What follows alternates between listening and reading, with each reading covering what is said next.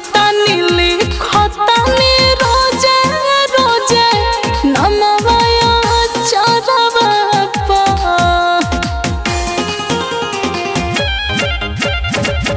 जी खतानी लिखतानी रोजे रोजे नमवाया चरवा हमारे जी अपना है जानुआ के बिना मिले जाए देखा बड़वा हमारे जी अपना है जानुआ के बिना मिले जाए देखा बड़वा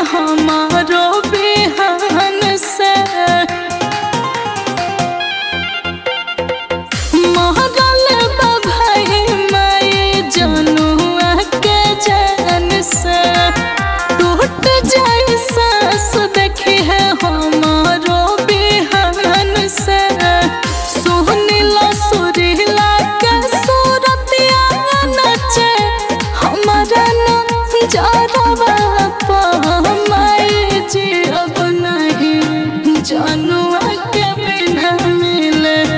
जाए